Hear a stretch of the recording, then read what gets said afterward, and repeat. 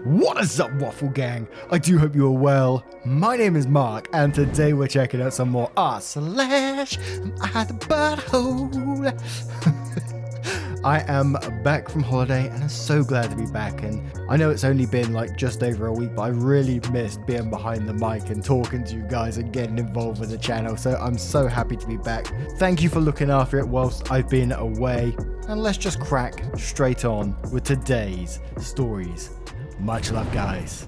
Now, our first story is a cheeky one we covered a couple of months back, but now it's coming with an update as well. So we'll read the original story, then we'll cover a couple of comments, then we'll go to the update. Timestamps will be in the description, so please feel free to use them if you want to skip the original story and get straight into the update. It's up to you. It's all up to you. And let's crack on with it. Now, our first story comes from a throwaway account, and it's from a throwaway bride saying, "Am I the arsehole for refusing to give up my dream wedding dress, though it means my fiance's family will not attend? I'm in a lot of turmoil right now, and it feels like everything is falling apart. I have never had a great relationship with my future mother-in-law. It isn't terrible, but I can sense that she doesn't like me. My fiance is very close to his family, so there has been some tension. I didn't invite mother-in-law wedding dress shopping because of our relationship is awkward, but I thought I'd show her a picture to make her feel included. My dress is a beautiful flowy beachy dress, but not technically a wedding dress and could be ordered in colour. I bought it from a small local boutique that we both love. Mother-in-law said that I can't wear the dress because she bought the same one for her 50th birthday, which was 2 weeks after my wedding. Mother-in-law does have the dress though in a mint green colour. There is enough detailing that it is still clearly the same dress, and she has the receipt to prove she got it first. Lavish birthday parties are a thing in our circle, so I know she has invested serious time and money into this party. I said I'm going to still wear the dress, despite the fact I could easily return it with no loss, because I didn't do this out of malice and I love it. Mother-in-law said if she wears it 2 weeks after I do, everyone is going to think she is pathetic and copying her son's wife. I said sorry, but not really my problem. Everyone has gone crazy since I said that. His entire side of the family and the friend's mother-in-law invited have all backed out of the wedding. So like 15 people, and it will be noticeable. His sisters were supposed to be in the wedding party on his side, but dropped out and have blocked him on everything. His stepdad won't talk to him, and he says he regrets raising him and he isn't a real man because a real man would stand up for his mum. His bio dad is even in mother-in-law's side, which doesn't surprise me because they are good friends. But he called us up to shame us the other night. My fiance is hurting and found out his family had a big beach day and invited everyone but him. He called mother-in-law and they talked but didn't come to a resolution. She said if I refuse to do the right thing, the only answer is no one going to her party can go to the wedding. He tried calling sister-in-law and found out she blocked him. He is mad at me now and feels like she had it first. Edit for some info. Mother-in-law has never acted like this before, truly ever. She's extremely laid back, doesn't show emotion, not really attention seeking, which is why my fiance is so confused. At this point, I think the relationship with his sisters and stepdad is beyond repair for now, and I am scared to have them at the wedding. To all the people saying I should wear it to her birthday, lol, but I'm banned, and her ex has already promised to act as a bouncer. Not that I'd ever crash it. Final edit, my dress is going back and I apologise to her because I can't understand it, but something deeply hurt her. Mother-in-law and my fiance are talking for the first time in over a month. She seemed exhausted and sad, but maybe there is hope. I really don't think stepfather-in-law or sister-in-laws will ever get over this, but we will see.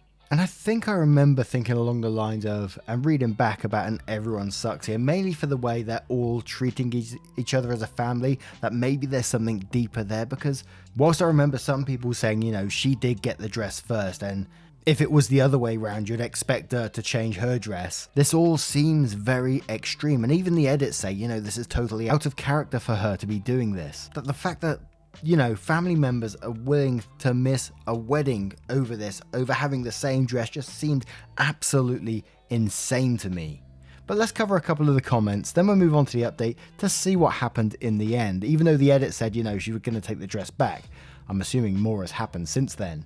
But Raymond Beaumont says, you can wear whatever you want, but at some point you might need to think if the dress is more important than your wedding, because it seems like that might not happen at this point. Edit. Everyone acts like this is just normal behavior for mother-in-law and is a slippery slope. If you don't wear the same dress as her, you'll always be under their control. While OP has repeatedly stated there has been no issues and this seems all to be about this exact situation. If mother-in-law had written the post, would people be, if she wears the dress, she will always start wearing the same clothes as you own? Of course not, because that's ridiculous. Things can happen. That doesn't mean that they will continue to happen under different circumstances. Some people writing comments here are more dramatic than mother-in-law and her family. Terraformer says everyone sucks here. All of you sound difficult, except possibly your SO, who is caught between a bunch of self-righteous entitled people who don't care about the damage they do. Grundle Stiltskin says everyone sucks here. To be honest, you kind of walked into this one by purchasing a non-wedding dress from a local boutique that the two of you both like. There was always going to be a distinct possibility of something like this happening because of that.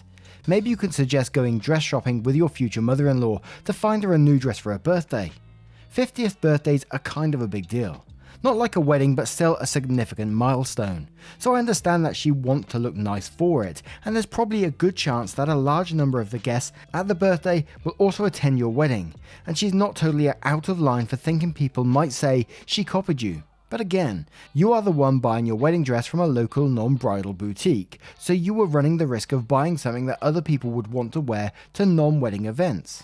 Honestly, I think the main issue is your mother-in-law has in the fact you didn't invite her to dress shopping, and also are brushing her off rudely by saying, "Not my problem," not the fact that she had the same dress as you. And let's have one more before the update from Atermus1860, who says everyone sucks here.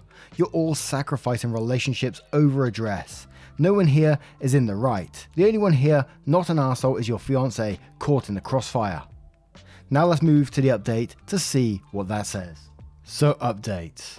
So I posted here a few months ago about my mother-in-law wanting to wear the same dress to her 50th as I bought for my wedding. She did have the dress first and receipts to prove it. I got a lot of mixed feedback and ultimately decided to return the dress. It clearly triggered something massive for her. We got married a month ago and mother-in-law did agree to come after originally refusing. Stepfather-in-law, the man who raised my husband, would not be swayed, and sister-in-laws have blocked him on everything and did not want to hear it. I kinda wondered if she was going to pull something crazy, which isn't really her style, but this whole thing has been crazy. She was very quiet and just hung out with her ex. Mother-in-law and my husband have talked a little and she just isn't in the mind frame for a relationship right now. She is extremely hurt and I don't get it, but she obviously needs her space. She barely spoke during the wedding. I actually reached out to stepfather-in-law, which probably wasn't my place, but he said we didn't see her sobbing in his arms. We can't get what we did to her. I know I got a lot of pushback on my decision to return the dress and people saying it's just a birthday, but it really isn't. Yeah, she might get one every year, but a massive party for her 51st just seems a little odd.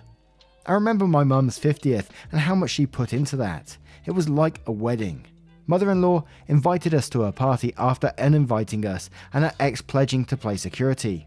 Ultimately, we decided not to go because of how angry stepfather-in-law and both sister-in-laws and stepfather-in-law admitted he was uncomfortable at the thought of seeing us. It was too much for my husband to see his whole family there. She had her party over the weekend, and yes, I social media snooped a bit. It looked great. She looked really happy. I'm at peace that I didn't get my dream dress.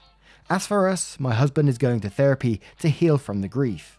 He has realized he needs to respect his sisters and they are serious.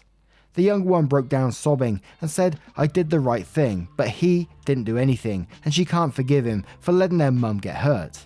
I still don't totally get it, but it's okay. Mother-in-law doesn't express feelings, so for some reason this was a hill to die on. She doesn't seem too interested in a relationship, so they have the occasional text I guess, and everything's over. I'm happy she has a good party, and I'm looking forward to my husband healing and the rest of our lives. And I came out of this update feeling like probably many people confused more than anything, so I went down to the comments and I found like a string of comments that were going through it. So we're going to go straight onto it with Kari Katora, who says, nice update OP, but if anything, this makes me even more confused as to what the hell even happened on that side of the family. It sounds like you did something horrific, like murder her pet or cause her to miscarry or something traumatic as all hell, not threaten to take her dress. Almost makes me wonder if she's terminally ill and you don't know, and this party was supposed to be a huge hurrah because she wouldn't see another one or something weird. To which OP says, I think I triggered her PTSD. I really hope this was a wake-up call because there is a lot buried there. The Bay Havens replies that saying, that's not really enough. It may have triggered her PTSD, but her sisters and husband all reacted the same way. Something is missing here. OP replies again saying, she never asked for anything. Her husband and daughters just snapped, I guess, because this was the first thing which really seemed meaningful to her.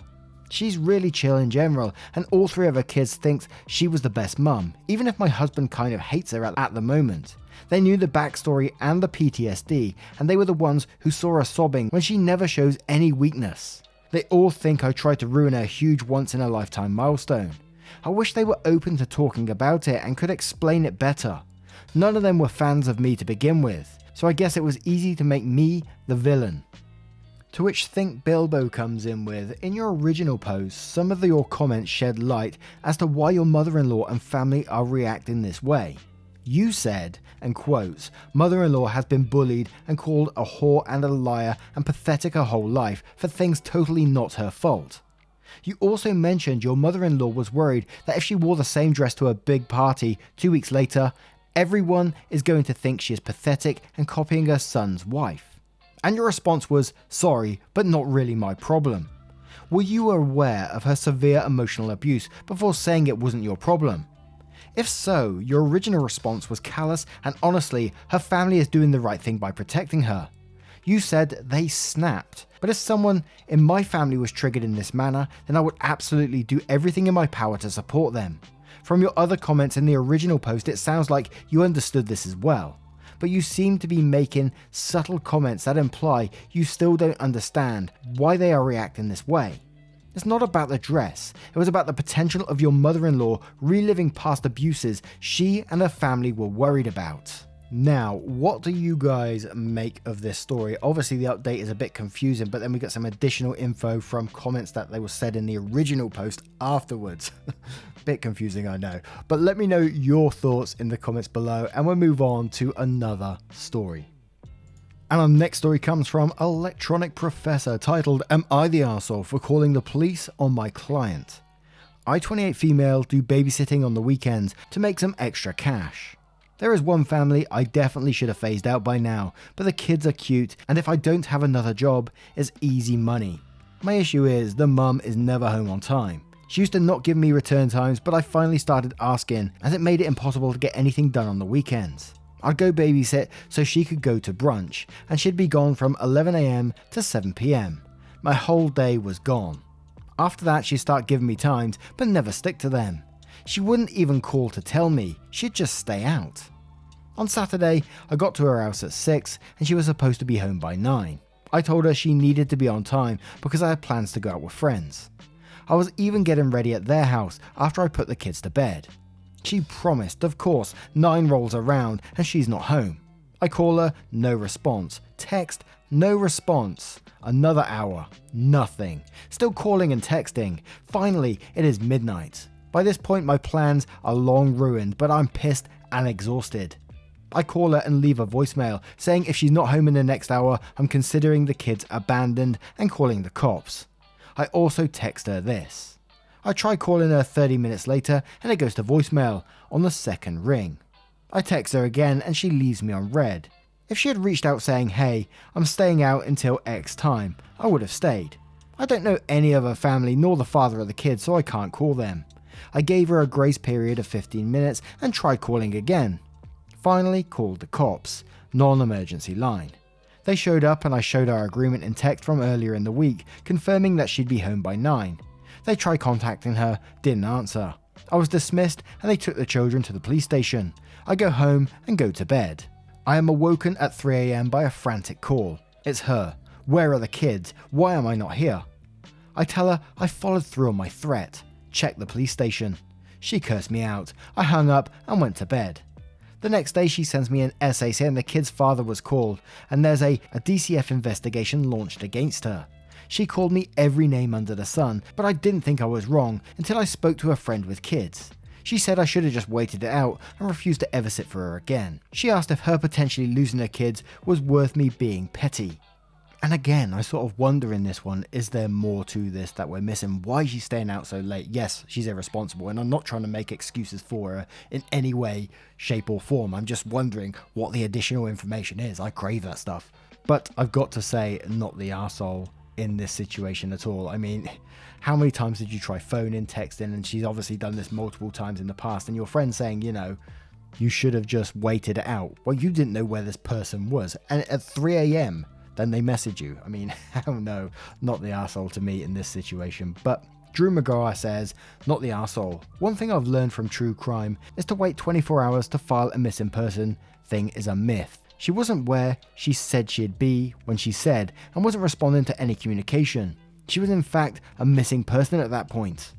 Gothic Armadillo says not the arsehole. Her behaviour is absolutely irresponsible. She deserves a DCF investigation if she can't be bothered to even respond.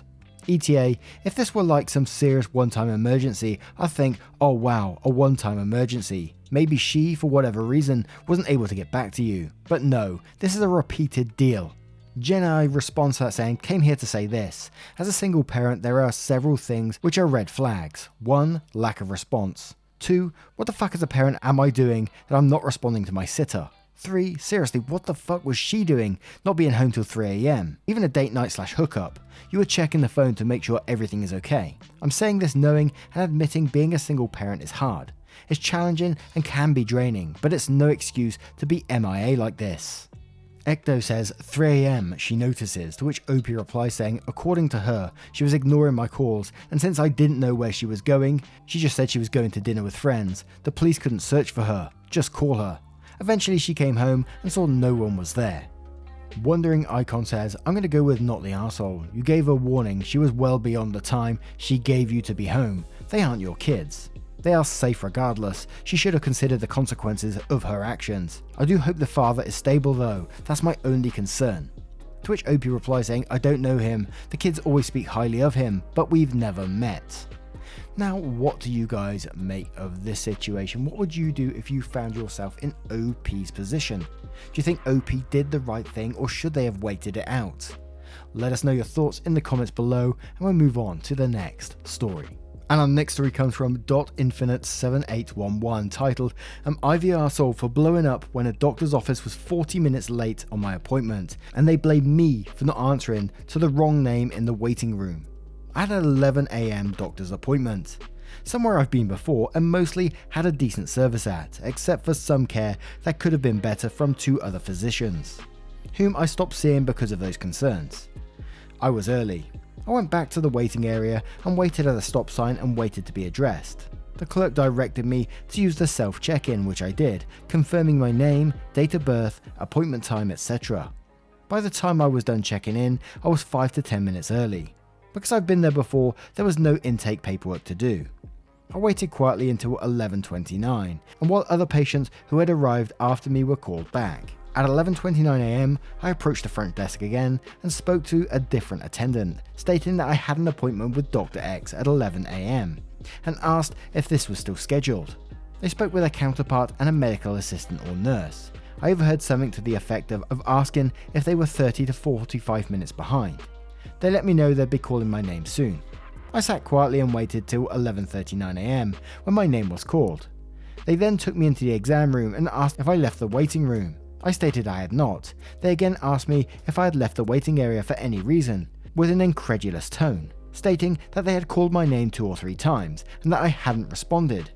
At this point, I became incensed and I was loud and belligerent. I used profanity like fuck, bullshit and fucking bullshit several times through the incident that lasted about 30 to 60 seconds.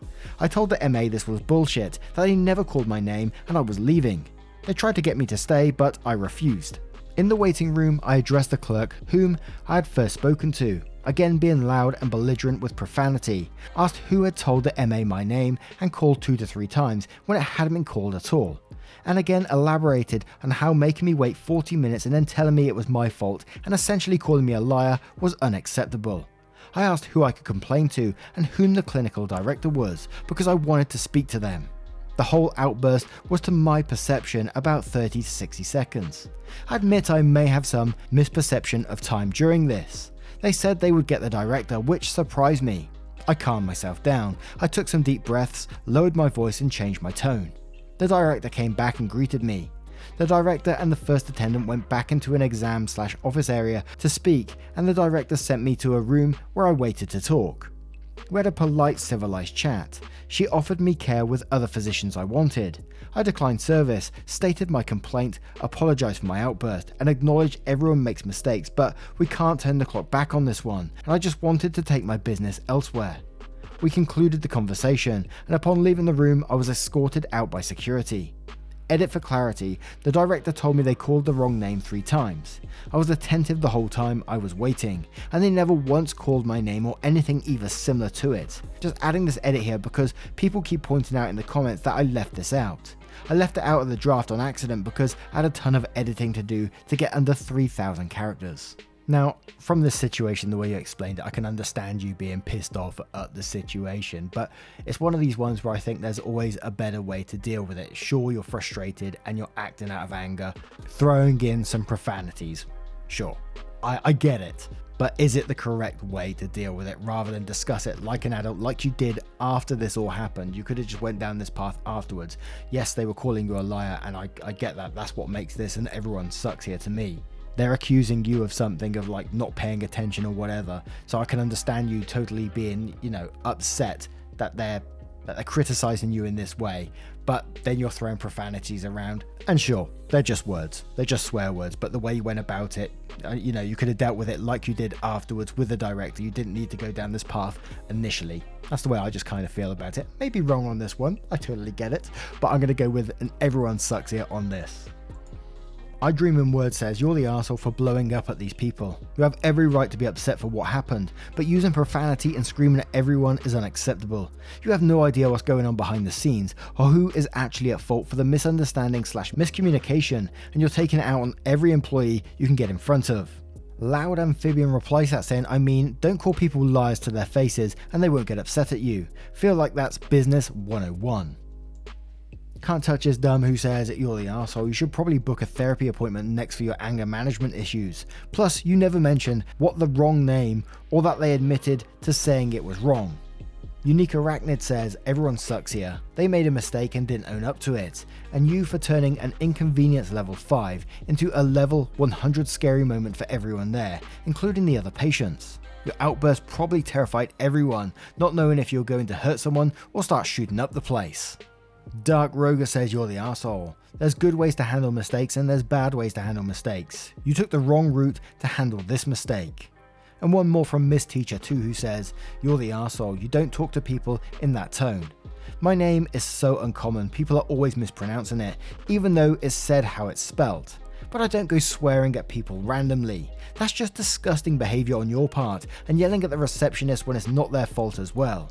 The person you saw inside had no right to insinuate you were lying, but you can put your point across without yelling and swearing. Plus you'll get taken more seriously if you were less aggressive. Now, what do you guys make of this one? Do you think OP was in the right to get upset at the fact that they were basically calling him a liar to his face, and he acted frustrated and potentially out of anger? Do you think that was an acceptable way to speak to them, or not? Or do you think there was a better way? Let us know your thoughts in the comments below and we'll move on to the next story. And our next story comes from Commercial Roof 8341, titled, Am I the Arsehole for refusing to swap airplane seats with a mother with young lap child? I, 58 female, was travelling with friends, 80 male and 62 female, from London to New Delhi on a major airline. My friends were seated in upper class and I had an aisle bulkhead seat in premium economy. The flight was oversold. A flight attendant asked me if I would swap with a lady behind me who had a lap child, as she was supposed to be in upper class with her husband, but one of them had been bumped back because the flight was oversold. There were multiple things going on through my mind that I did not voice, like why wouldn't one parent and the child remain in upper class where there is more room, with perhaps the parents swapping places throughout the 11-hour flight? Or why not buy 3 premium economy seats and let the child have their own seat? And yes, I have had 3 children of my own in a 5-year time span and travelled long haul with them when they were young, and we always bought a seat for each person, usually in economy. Also knowing by this stage that any of my concerns would be deemed less important than the mother-child combination. I did not explain to her that my bad knee was one of the reasons I chose the seat I did. I simply replied that I did not wish to swap seats. The flight attendant persisted in trying to guilt trip me, and I said, "So let me understand something. Your airline has overbooked the flight and you are having to deal with disgruntled passengers, and you want me to help you out of the company's poor management practices?" She replied, "Yes." I said, "I'm sorry, but no, I wish to remain in this seat," when she told me that I could expect to not receive friendly or attentive service from the flight crew and that I better not complain if the kid behind me kicked the seat. I did not argue, as I could tell she was trying to provoke me in order to threaten me with being booted from the flight if I did not give in. I remained in the seat. So, am I the arsehole for not wanting to swap seats? And to me, not looking into any alternatives, what could be done with this mother-child combo, it's just a not the arsehole from me. You know, this is your seat, you're entitled to your seat. Yes, you could have if you really wanted. But to me in this, you were totally right. This was not your problem. This is the company's problem. And I would have totally done what you done in that situation with them trying to guilt you as well. And I would be going as far as reporting this person for, you know, trying to provoke you to get a rise out of you if that's what they were doing. And for them to say like you won't be receiving attentive service and you better not complain about a child kicking your seat. Yeah, that would really piss me off. But let's check out some comments to see what they say. And I have said my piece says, "Not the arsehole. What a cheek from that attendant. She asked and you said no. That should have been the end of it. These people sometimes let power go to their head. She should have never had threatened you. Friendly and attentive service is what they owe you as a paying customer. I'd report her and make a complaint. She went way over the line in my opinion." Type 1 error says, "Not the arsehole. Report the flight attendant for threatening you with poor service."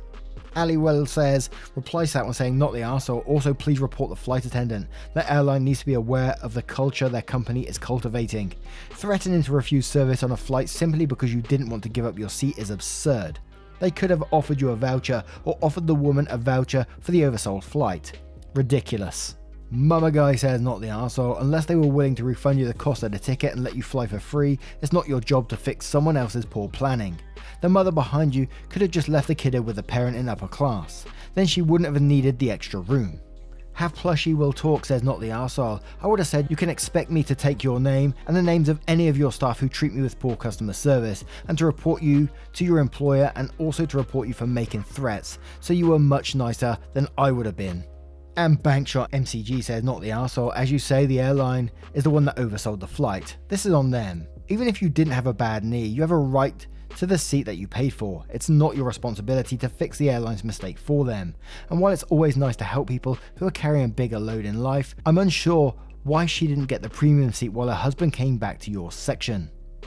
Now, what would you do if you found yourself in this situation and if you were responded to in the same way as the staff treated OP?